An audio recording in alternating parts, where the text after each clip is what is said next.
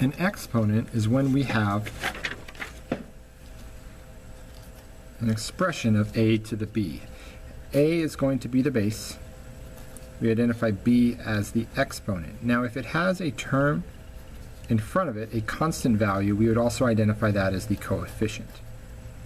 So that would be something like 2x to the third. The 2 would represent the coefficient. But right now we're just looking at what the exponent is. So if I wrote something as 2 to the fourth, we understand that as being 2 times 2 times 2 times 2, having 4 of them. It's a shorthand version of writing a lot larger value by looking at its factors. Now 2 times 2 times 2 times 2 comes out to be 16. And that's really the way we could expand it, but we're going to work more with just kind of the properties that come with exponents. Other things we need to be aware of is a to the first, or any exponent of 1 is going to give the original value, and any exponent of 0 is going to make the result 1. And that becomes from when we factor down, it's really difficult to get 0 in multiplication. We really get to 1 because that is our multiplicative identity, so any term to the 0 power will be an answer of 1. For the product rule, we're going to look at a to the b times a to c. And these must have the same base, which in this case is the a's. We're going to take something like 4 to the 6th and 4 to the 3rd.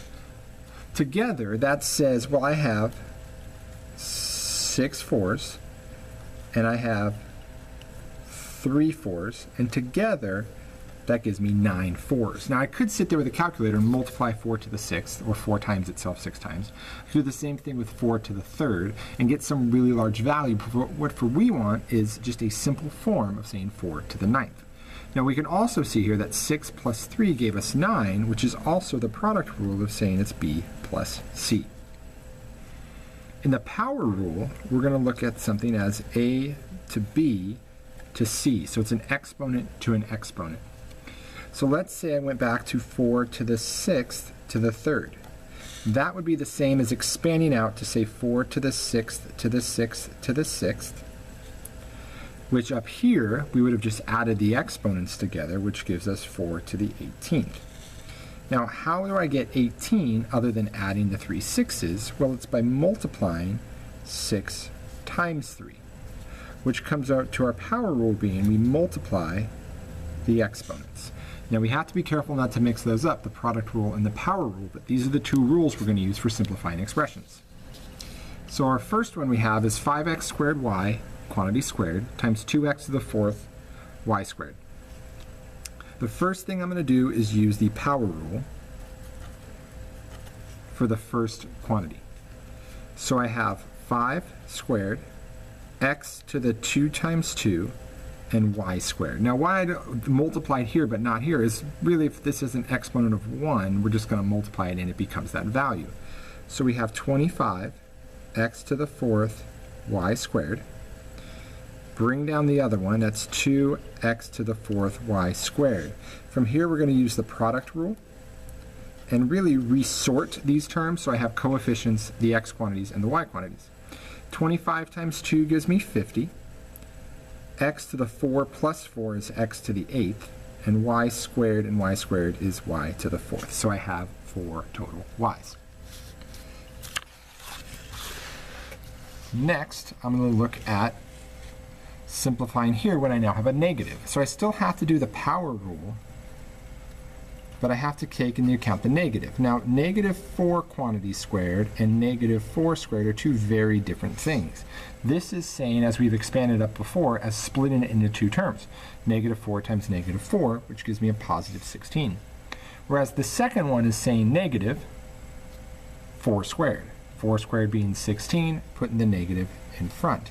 What's important is we realize which one we're using here. Now the fact that the negative 4 is inside the parentheses indicates we're using that rule. So we're going to have 16, then it's 4 times 2, because it's the product rule, or power rule we should say.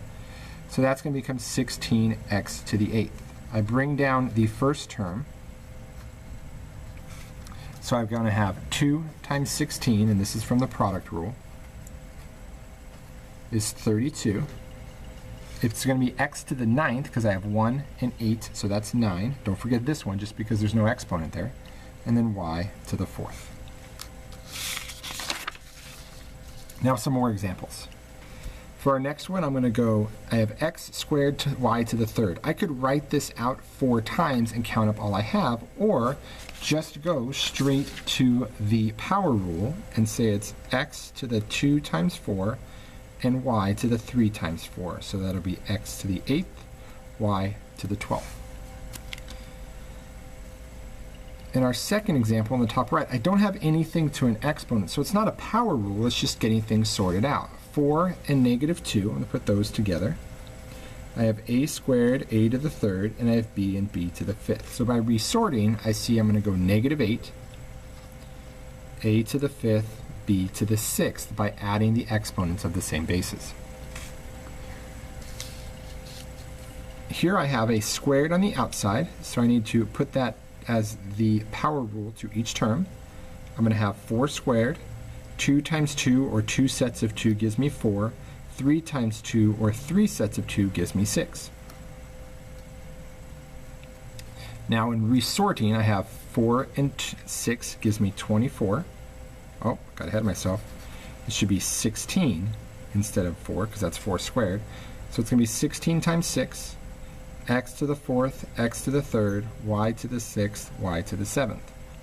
16 times 6 is going to be 96, x to the 7th, y to the 13th. In the example next to that, the first thing I'm going to take care of is the exponent on the outside. So that's going to be 2 to the 3rd, and then j to the 12th. Then 4jk squared comes down. 4 times 2 to the 3rd. 2 to the 3rd is 8. Then it's going to be j times j to the 12th, k squared. Finishing up, we're going to go 32 j to the 13 k squared. Next example, we're going to put the exponent by the power rule to each term. We're going to have 7 to the 4th. Then it's going to be g to the 3rd to the 4th, so that's 3 times 4. Now h to the 0 times 4. Well, anything to the 0 power we said is 1, so the whole thing actually becomes 1, which would also be 1 to the 4th. It's just a 1. Now we're not calling it 0, it's a 1 because in multiplication the 1 kind of just gets absorbed in the expression, but we have to be careful how we identify that. So now we're left with 7 to the 4th, g to the 12th. Now we're not using a calculator, so this would be the short version of representing it, but if we wanted the full value, you could do 7 to the 4th, or which would also be 7 times 7 times 7 times 7. Our last one here is our exponents with a negative on the inside. So this is going to be negative 6 squared. A squared squared is a to the 4th. B to the 1st squared is squared. Then I have a negative 3 and a b, but then negative in parentheses. This becomes positive. This will be 36. Still have negative 3. I'm going to multiply 36 times negative 3, which is negative 108. I have a to the 4th is the only a. And then b squared times b is just going to be b to the 3rd.